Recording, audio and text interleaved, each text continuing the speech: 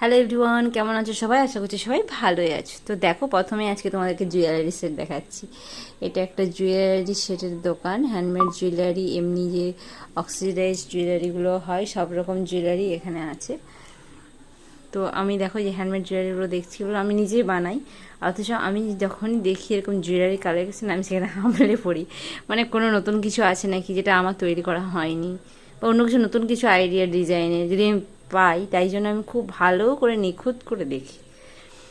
যেটা আমার দেখার মানে সবাই মানে বিশেষ করে আমার বেটু বলে, মা এগুলো তো তুমি বানাও, ওগুলো আবার দেখছো কেন? আমি না, দেখবো। তো আমি এগুলো দেখলাম। তো বাকি দোকানগুলো একটাও খুলেনি এখনও পর্যন্ত, খোলেনি বলে এটা ভালো করে দেখলাম। আর এটা ছিল হচ্ছে আইআইটির যে টেক মার্কেটটা আছে, টেক মার্কেটের অপোজিটে নজরুল যে মঞ্চ আছে, ওখানেই এটা বসেছে এই গণেশ পুজো উপলক্ষে। হ্যান্ডিক্রাফটসের একটা হয় না হস্তশিল্প মেলা, দেখবে তোমরা, এই কৌশলাই মাঙ্গলিকেতেও বসে ওই গ্রুপের যে মেয়েরা সেল করার জন্য। এটা দেখো, এই হাতের তৈরি চকলেট, আর এখানে দই, জামা কাপড় যেরকম হয় আর কি। তোমরা যদি গিয়ে থাকো এই হস্তশিল্প মেলাগুলো, এই গ্রুপের যে হয় মেয়েরা যারা করে স্টল বসায়, তাহলে বুঝতে পারবে ওই একই রকমই সব। তো এগুলো আমার একটু পছন্দ হলো। দেখো, এগুলো বড়গুলো বলছে 20 আর ছোটোগুলো বলছে 10, আর আমি তার সাথে কোনোই আর তখন দরদাম করিনি, কারণ রোদটা প্রচণ্ড ছিল। আর বেটুর স্কুল ছুটির পরে আমি যেহেতু গিয়েছিলাম, ওর বাড়ি আসার তাড়া ছিল, তো আমাকেও অতটা দরদাম করতে ভালো লাগেনি। কারণ এগুলো 10 টাকা নিলেই ভালো হতো, কিন্তু আমি 20 টাকা দিয়েই নিলাম। আরেক জোড়া পছন্দ হয়েছে বেটুর, আমারও ভালো লেগেছে। ওর আর আমার পছন্দের অনেকগুলো মিল আছে, সব জায়গায় নয়, কিছু কিছু জায়গায় মিল হয়ে যায়।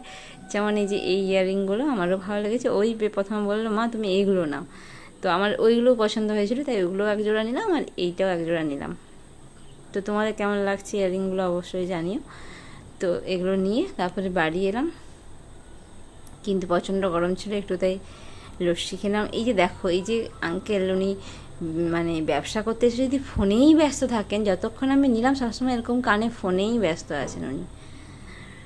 মানে পয়সাটা দিচ্ছি তখনও পর্যন্ত ফোন।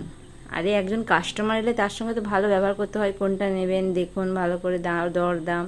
উনি আমাদেরকে কোনো সময়ই দেননি, উনি ওই ফোনেই ব্যস্ত ছিলেন। ওই পছন্দ করে বলতে উনি ওই দামটা বললেন আর ওই প্যাকেট করে দিচ্ছেন। তাও ফোনটা রাখেনি, যে একজন কাস্টমার গেছে তাও ফোনটা রাখে। আমি এরকম ব্যবসায়ী দেখিনি, ফার্স্ট টাইম দেখলাম। তো একটু লস্যি খেয়ে বাড়ি, না না দেখিনি না, আরেকবার দেখেছিলাম গোলবাজারে, একজনকে গিয়েছি দেখি শুয়ে আছে। মানে আমরা তার দোকানে জিনিস কিনতে গিয়েছি, একটা মানুষ তো উঠবে বসবে, তো কমসে কম সে বসেনি, শুয়ে আছে। মানে এরকম ব্যবসায়ী কী করে এদের ব্যবসা চলে আমি জানি না। এরকম কিন্তু ব্যবসায়ী, তোমরা তো গিয়েছো, তোমরা কি কোনো দেখেছো? অবশ্যই কমেন্টে জানিও। আমি এরকম দুজন